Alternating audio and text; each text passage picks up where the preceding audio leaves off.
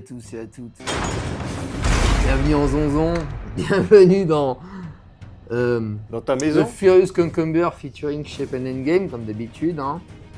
Et là, on va jouer on a joué à Dig Your Way Out. Donc on vous présente Dig Your Way Out, un jeu de prison, un jeu d'évasion de prison, où il va falloir creuser en fait des tunnels avec des cuillères, comme dans Lucky Luke, mais aussi avec des pioches et des pelles, fabriqués avec les moyens du bord, c'est-à-dire des objets qu'on va défausser, qu'on peut construire.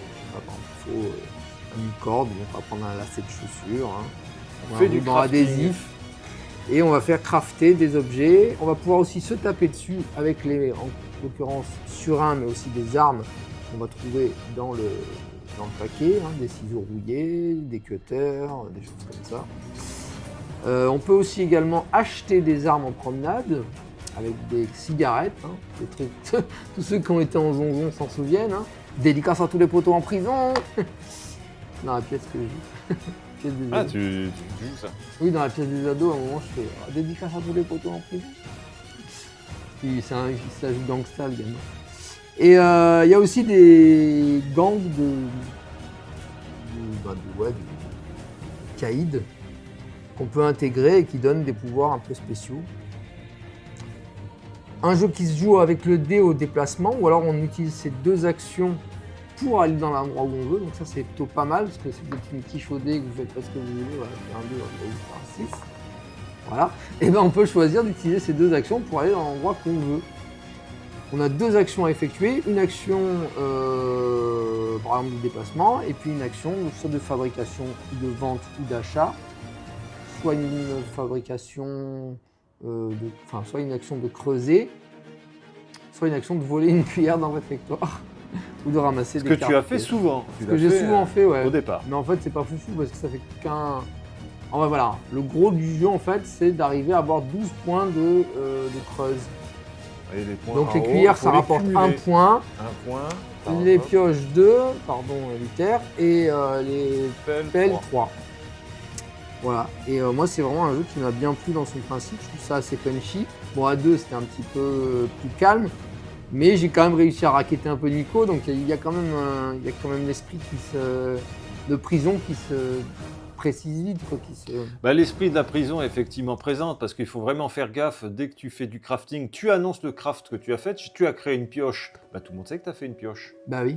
Et dire on va un peu te tomber dessus, de prendre ta petite pioche, quoi. Après, comme on est deux, là c'était facile de retenir les cartes, c'est ce que je me suis dit. Et quand on est à plusieurs, c'est plus dur de retenir. Par exemple, on joue jusqu'à 6, de 2 à 6, donc c'est plus dur de retourner. Alors, j'imagine pas 3 à 6, mais notamment les combats, c'est qu'on va dépenser nos armes. Là, tu vois les surins, il y a d'autres choses, mais enfin, c'est essentiellement les surins. Et pendant le combat, l'attaquant va utiliser, admettons, donc un surin. Je mets une carte et je dis, je voudrais, Alexis Nico, donne-moi une pelle. Donc s'il a la pelle, il peut soit choisir de me la donner, soit choisir de se battre. Oui. Et s'il se bat, il doit défausser une autre arme, une autre attaque d'arme. Donc par exemple, il a un surin, il met son surin. Moi, je vais riposter, j'ai un cutter, je mets mon cutter, un rasoir. Lui, s'il n'a plus rien... il se prend une blessure. Et il prend une blessure, une raclée, entre guillemets. Une raclée qui l'empêche de construire. On devra aller à l'infirmerie pour se faire soigner et l'enlever. Et quand il fait ça, si je lui ai demandé une pelle et qu'il a une pelle, il me la donne directement. Si j'ai demandé une pelle et qu'il bluffe, il me dit qu'il en a une mais qu'il n'en avait pas, à ce moment-là, je prends au hasard une carte dans sa main en éventail. Tu prends quand même quelque chose. Ouais. Oui, tu le fouilles en fait. On ne peut pas ne rien avoir à moins qu'il n'ait pas de carte, quoi. Mais bon. Donc ça, en fait, c'est de la gestion de ressources, c'est-à-dire que là, tu m'avais fait une raclée au départ pour me prendre la pelle, et après, je me suis prémuni en ayant 4 à 5 serins sur moi, et pour avoir précisément le matériel pour m'enfuir. Donc ça m'a réussi, tu m'as un peu laissé faire sur la fin, mais je m'étais prémuni en me disant j'aurais toujours suffisamment d'armes pour éviter de me reprendre une raclée et être tranquille. Ce qui n'est pas évident parce qu'on a une limite de 10 objets dans la main. Oui. Ce que je trouve un peu dommage, c'est que dans la défausse, on puisse défausser autant de cartes qu'on veut pour acheter des cigarettes. Enfin, autant d'objets qu'on veut pour acheter des cigarettes et une seule action d'achat, par exemple. Oui, c'est à prendre en compte, c'est comme ça. Un seul achat par achat, je veux dire. Alors que, par exemple, moi j'aurais enlevé l'achat des cigarettes, que tu puisses que de la pelle, que tu puisses que la fabriquer. Ça donnerait Non, pas pour moi, c'est ça donnerait thématique. plus d'action au jeu, plus de. Ça te permet de faire un échange, c'est des objets qui n'ont qu'une valeur d'échange. Non, Oui, mais ça va thématique. trop vite, je trouve, parce que par exemple, tu vends plein de trucs et après, d'un coup, tu peux acheter 2 pelles, machin. Mais non, ça va pas trop vite. En fait, pourquoi je te dis ça? Parce que nous, on joue à 2.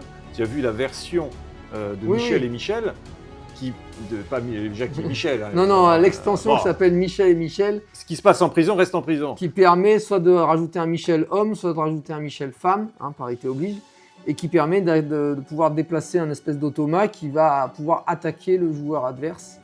Et qu'on va Ça pouvoir, dynamise, en fait, ça dynamiser un simule peu un le- troisième joueur qui est contrôlé quand même par un des joueurs, ce qui est Oui, intéressant. c'est pas un simple automat. Ouais. Donc là, tu me disais c'est trop facile, mais imagine si on était avec cet automat ou si on jouait à 4, 5, Oui, voire 6, oui, c'est différent. tu te fais raqueter souvent, tu dois aller régulièrement à l'infirmerie, c'est Oui, chaud heureusement de que tu faire un peux truc. acheter. hein. Ouais, heureusement que tu En peux fait, acheter, il vaut mieux acheter plutôt facilement parce que tu vas les perdre aussi facilement. ouais.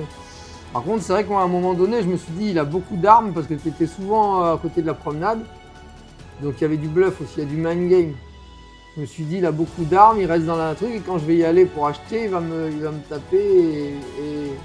C'était aussi l'intimidation. C'est Oui, dire oui, j'ai pris beaucoup de trucs, je peux me défendre, je peux aussi t'attaquer. Oui, Donc en fait, ça te contraignait à faire gaffe Oui. toi-même. oui, c'est ça. Mais c'est intéressant, ouais, cette espèce de tension, de gestion de ressources, c'est-à-dire, bon, bah là, tu m'emmerdes, mais je vais me mettre à t'emmerder. Il y a un côté mind game, ouais. Mais ça doit être beaucoup plus compliqué à gérer quand tu joues à 3 ou 4. Oui, 3 ou 4, c'est bien. Là, par contre, là, tout le monde... Parce que, admettons qu'il y a un combat, comme tu dépenses tes armes, ah bah Oui. là, toi, l'attaquant est à nu, et le défenseur aussi qui essaie de se défendre est à nu. Mm. Donc les deux sont des proies faciles. Ça me rappelle un peu, comme on disait tout à l'heure hors antenne, ça me rappelle le delivery service, le principe de delivery service, le jeu où tu. Alors voilà, sur l'essence, c'est que comme on va construire des pioches, eh ben, la pioche, il faut aller avec sa pioche dans sa cellule pour pouvoir creuser. Donc effectivement, tu vas construire et apporter, livrer dans ta cellule l'objet pour pouvoir l'utiliser. Mm. C'est dans ce sens, oui. Ouais. Oui, c'est vrai que c'est proche. Donc un jeu intéressant si vous aimez effectivement le crafting. Voilà, juste pour revenir moi sur le petit retour qu'on avait eu hors caméra. Moi, ce côté craft, en fait, c'est le plan de jeu de simplement construire, enfin piocher des cartes, faire du commerce et finalement me faire racketter pour recommencer avec des dés et retemporiser. En fait, c'est le cœur du jeu en soi. J'aime bien les échanges ou ce qui est possible, la tension que ça peut amener. Mais le côté craft et repère des recommencer, voilà, ça me motive Oui, pas oui. plus que ça. Oui, c'est vrai que ça peut nous paraître apprécier. Mais si on rentre dans le jeu, comme toi, et que le système te convient, Ouais, non, c'est clair. moyen de Après, le s'amuser. jeu est totalement inoffensif, donc je pense que je peux largement y jouer avec ma mère et Alexis. J'avais peur que, comme ça soit l'univers prison, qui est un peu des trucs un peu glauques, mais en fait, non, c'est totalement Bah, inoffensif. c'est vrai que ça laisse à penser quand tu vois la boîte.